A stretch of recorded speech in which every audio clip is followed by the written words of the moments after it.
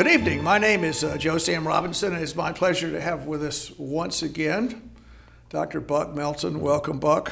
Always glad to be here. We often discuss different possibilities for your political career, and you've countered by asking about my political career.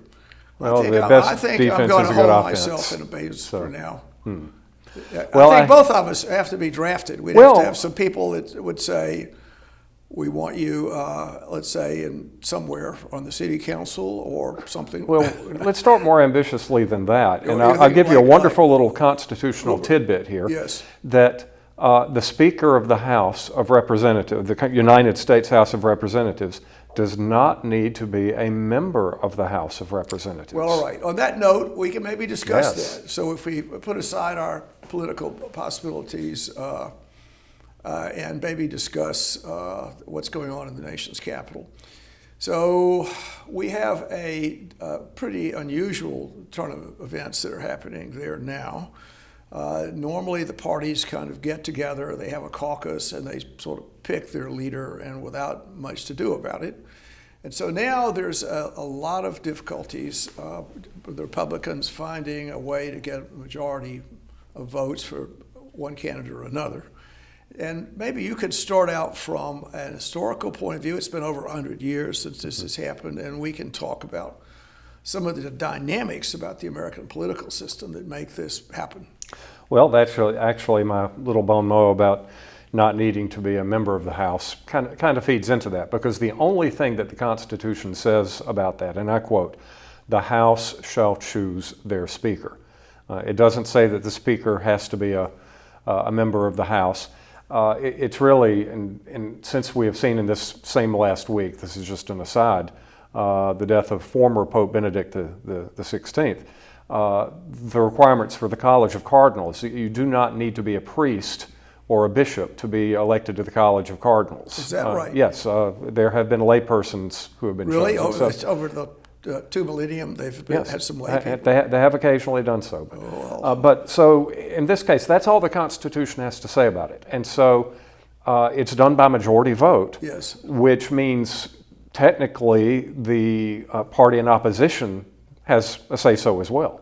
Yes. Now, I'm not up on the actual House rules, but given that the Republicans only have a 4-vote majority right now, if the Republicans just simply can't agree on someone, I'm wondering if there is some sort of procedural mechanism whereby if the Democrats all voted as a bloc, they could elect the Speaker, even though they're the minority party for this coming Congress.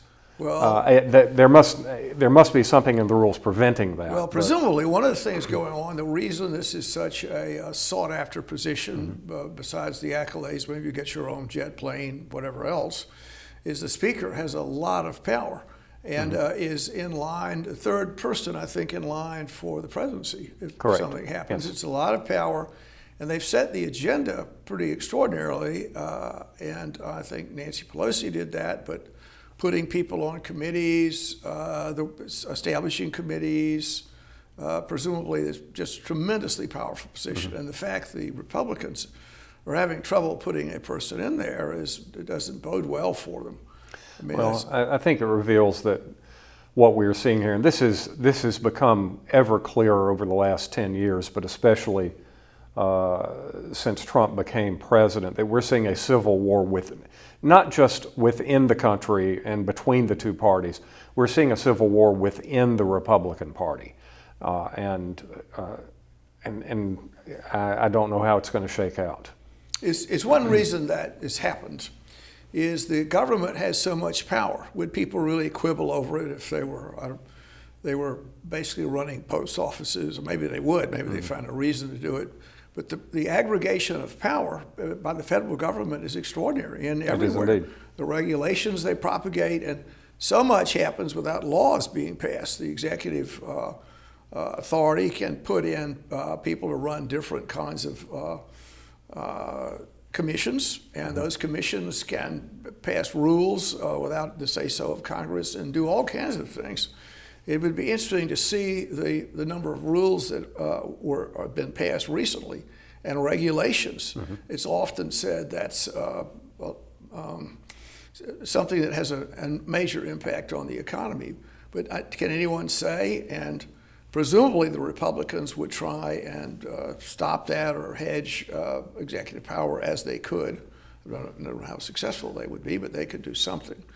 So that would be one point about it. And the second one is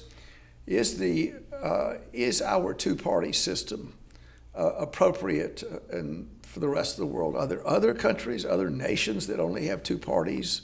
Is it the parliamentary style more common? And how many nations have a model similar to ours? Well, if you look at the former member states of the British Empire or the British Commonwealth, they tend to be two-party systems. That's where the two-party system tends to be the most prevalent. I doubt it's historical accident that that's happened, but the idea of a party in power and what is traditionally known as the loyal opposition, loyal to the constitutional system, to the basic system of government, but not necessarily loyal to the current administration. So that's where you get this concept of a almost paradoxical phrase, loyal opposition.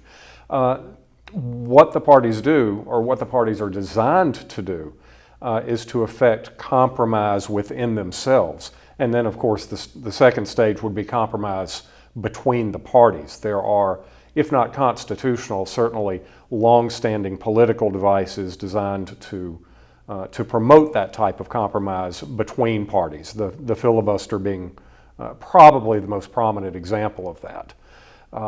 But I think you're seeing so much fragmenting of political ideology these days that the parties are having a little trouble with that. Now, I think that the Democratic Party, over the last 40 years or so, has done a lot better job of within itself working out those compromises. Now, I think that's come at the expense of the Democratic Party moving sharply to the left with regard, if you use as a reference point the traditional American mainstream. Now, not all Democrats went there. I don't know if you remember the Blue Dog Democrats of around 15 or 20 years ago. They're an extinct species. They're an extinct species. Then in the Republican Party, going back to starting probably around the time of the moral majority in the late 70s, the early 80s, the mechanism that got Ronald Reagan elected, the most conservative president that we had had in 50 years up to that point. And that ultimately produced, I think, Donald Trump, the real extreme right-wing, extreme nationalistic, and I would say extremely intolerant branch of the Republican Party. Whereas the mainstream Republican Party, I think, probably has stayed closer to the center than either of the others, the Democratic Party as a whole or this radical right wing that we see in the Republican Party. So what we're seeing right now is that radical right wing Republican group fighting what they refer to as the rhinos, the Republicans in name only, that they view as too moderate for control of, I think, what you can only call the soul of the Republican Party. Do you think, just looking at the diversity in the country, more diversity, a lot of people have immigrated to the country, and there's maybe increasing inequality. So is there an argument to say the polarity of the country is become more extreme for those reasons? Therefore, the parties have become more extreme rather than just the whimsy of politicians. So if you dislike the your economic circumstances or the national order that produces this inequality, and you require largesse from the government just to maintain your life, then it would appear that many people would feel very comfortable in the Democratic Party. And on the contrary, if you're, let's say, a Republican, maybe of European descent, traditional values, and you feel like those values are under assault, then you sort of go that direction. It's particularly as the country digests its past history and comes to grip with slavery, the Civil War, and the fact the country could have acted in evil ways in the past, and digesting all of that, that would be to me one reason this polarity is there. And the job for politicians, in my opinion, is to bridge the polarity and soften it. It's not in my opinion, it's not healthy to have such a terrible political tension. I mean, are we 3 months away from another riot or another breakdown or some kind of political encumbrance for the nation to fulfill its moral responsibilities? It's distressing to me. Can you comment on that? Well, yes. Well, this idea that the parties or you should say politicians should bridge the gap, as you put it, that's kind of an idyllic sort of New England town hall view of things. And you have to remember that if you were in New England at the time, the concept of the town hall and congregationalism were becoming the reality. And they never were, of course, the perfect reality. But yes. but I mean, there was a truth to it. That the people there did share common culture. They shared common genes, they shared common background. They were all not just from England, they were from particular locations in England. They were on more or less the same page in terms of religion. They were on more or less the same page in terms of economics. I think where things tend to start going off the rails are when we wrote the new Constitution. When many of the commercial classes decided that under the Articles of Confederation they couldn't develop national markets to their satisfaction, so they wanted more national control. But then the argument came up that there had never been a republic that was physically as big as we were talking about at that point. And James Madison wrote his well, I suppose some people would say famous, it might be better to say his notorious 10th Federalist, in which he argued that the different factions all over the United States in their fighting with each other would tend to neutralize each other, null each other out, and we would somehow come to a middle ground. We have to remember that writing in that context, Madison was a propagandist. He was not saying that necessarily because he believed it. He was saying that because he hoped other people would believe it and vote for the Constitution. But yeah, compromise, that's not what most people want to do. As one of my law professors once said, that remember, your client does not want justice. Your client wants to win. And I think that the politicians are, in the last 50 years, really reflecting that factiousness that we're seeing. Well, human nature being what it is, I can accept the fact it's hard to be a compromiser, mm-hmm. But in every circumstances, I think people appear and they're needed. Mm-hmm. So if you've ever been in any kind of, dispute involving other people, if someone steps forward to, let's see if we can work this out, and that's necessary. So just to make our world work, we have to have these compromises, and if we don't, the road goes to war, distress, all kinds of terrible things happen. And you could say, in many terrible sets of circumstances, why wasn't there a compromiser in evidence? Mm-hmm. And I think I'll make one comment about the Civil War, that the fact that James Buchanan, who was the president before the great terrible distress, there are ways that compromises could have happened. There are lots of ways things could have happened. And it would appear to me the president had some responsibility to do that. It didn't work. And you could just go right down the line about possibilities of trying to affect some kind of pathway out of these encumbrances. What can you do to do that? And if you can't find a way to do it, then that's a terrible problem. And a politician, mm-hmm. I take your point, their job is to act like an attorney for a particular group of people. Mm-hmm. Well, that's one job.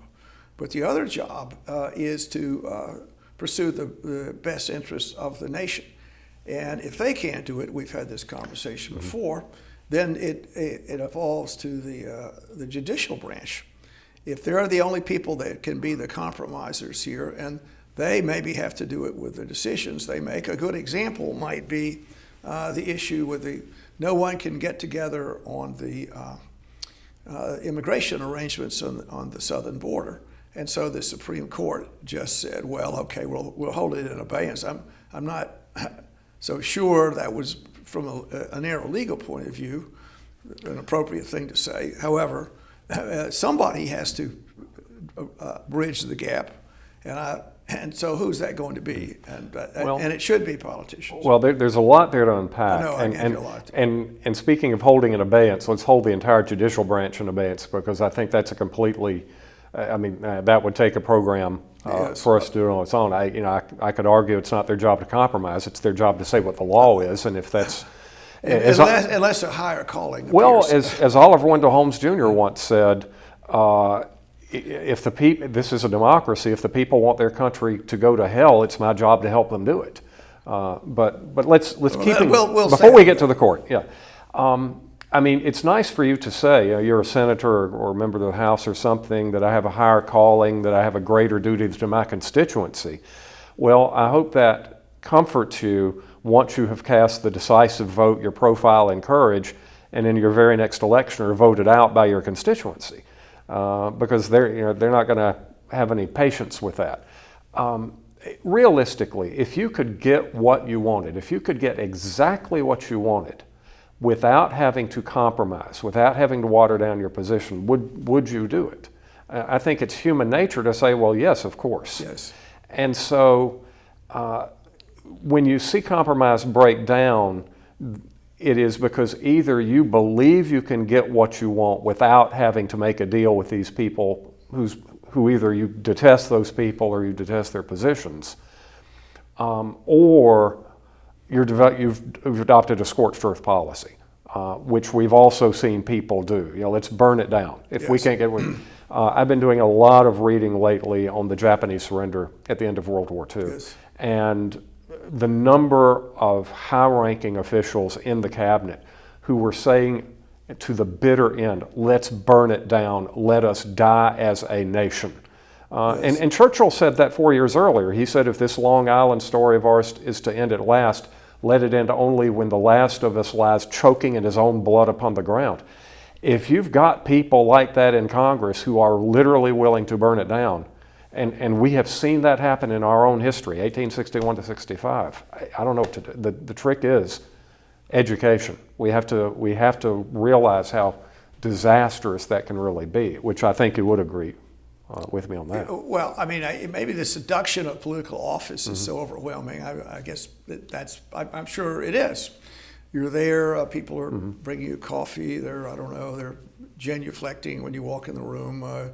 Money can somehow come into your tin cup, adulation. Humans, I would imagine, will have a hard time to walk away from that. And in fact, they rarely do. And even if they leave office, they stay in Washington and do well financially. I hope I haven't offended anyone by saying that. Seems to be a reasonable thing to say. Well, I think that the majority of members of Congress are millionaires, if not when they get there, certainly when they leave. And not just millionaires, but multimillionaires. Maybe their mother-in-law is also. So Yes. certain selected family members get the largesse of the office. Of course. But one point I wanted to make was what I respect is particularly the Brits, when they feel like they're not in sync with their country, or they feel like they've violated some arcane arrangement, they resign. It's quite common. Well, I feel like I just can't stay in the Parliament, or I don't have the confidence of whatever. I'll just back away. And it seems to be interesting with the present difficulty with finding the Speaker of the House. I think in the Brits, pretty much somebody gives up after a while. And they say, well, okay, it doesn't look like this is going to work, and for the good of the nation, I've just resigned. And we've seen that happen recently with prime ministers. Yes. They go through a little, if you try and stay in office, it's going to cause all kinds of bad things. And so for the good of the nation, it would be appropriate to leave office. And that resonates with the Brits. That happens all the time. And it doesn't seem, I guess the seduction of Washington is more that of London, and it's just, I'm never leaving here. Once I'm here, one phenomenon, I've tacked my feet to the wall. I'm never leaving. One phenomenon that really bothers me, and it doesn't happen often, but when it does, it really bothers me, is when you see someone in Congress change her or his political affiliation purely in order to hang on to that seat. So, for instance, Joe Lieberman, who moved from Democrat to Independent, Arlen Specter, who went from Democrat to Republican to Democrat. Just in the last month, Congressman from Arizona, or Congresswoman from Arizona, whose name is, I want to say... Is that the senator? She became an independent. Yeah, senator, became an independent. Yes. And it's like the principle is not important. The need for me to for the people to have a representative who reflects their will is important. What's important is for me to do whatever is necessary to hold on to this.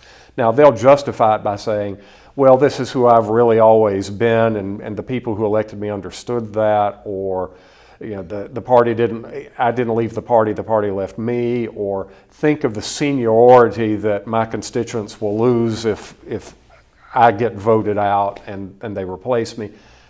But it's the lust for power.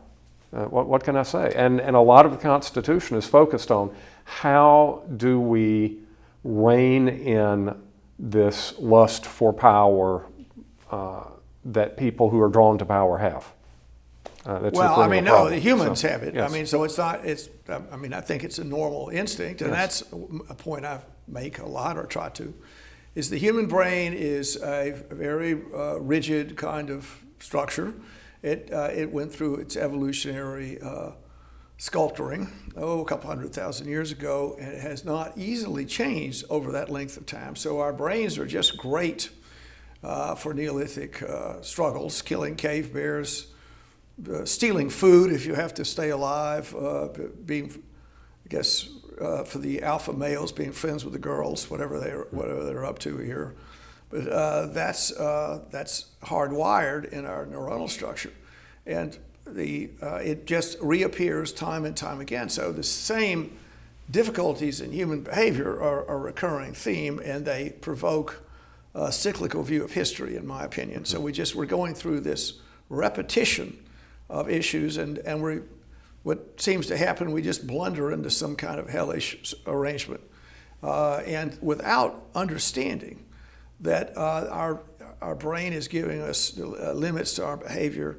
And if you're in a discussion with someone over some issue, so let's say you're discussing, you're in Washington and you're trying to come up with a new Speaker of the House, and the person wants to stay on, and you could say, I totally understand that. Of course you want to stay on, and I mean, there's no doubt about it. Let's do some kind of deal, if we can't do it any other way, since I can understand your motivation is largely self-serving, as most motivations are, not totally, but it's certainly pretty hardwired. Well, we'll give you some money. You want to be ambassador to Venezuela, whatever you'd like. We have to do some kind of deal, but if nothing happens, if you won't surrender on this, you're going to get some terrible nip. And we regret giving you that nip, but that's sort of a Jeremy Bentham kind of for the common good. I don't know if that's having that energy, and just understanding on any human struggle or controversy. Well, that's what they are, and of course, people want they want things to be the best for them.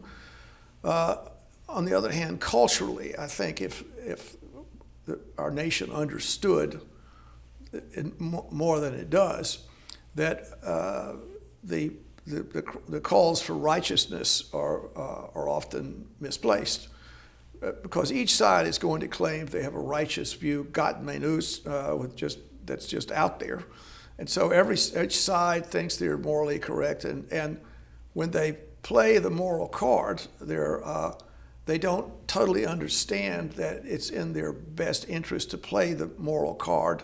They're going to get some benefit from it that's past the morality of the situation. I don't know how well I said that. But understanding just that little epistle would be a useful thing if people in positions of power recognized it.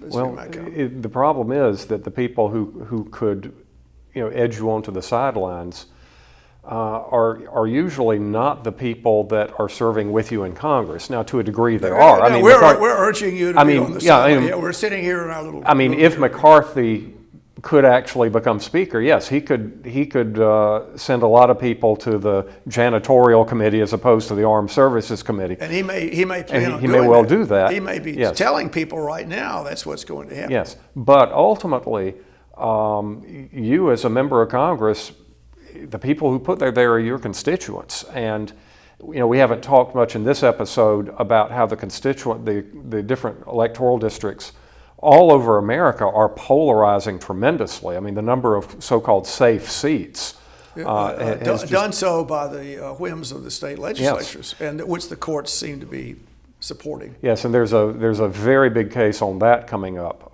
about whether or to what degree is the state legislature the final word on redistricting, and we will be seeing that decided in June probably by the Supreme Court, and that's going to be a big one. So yes, as long as you've got that polarization, and it's exactly the same type of polarization we saw in the years leading up to 1861. Now, it's not straight north-south. It's much more nuanced than that, but it's there.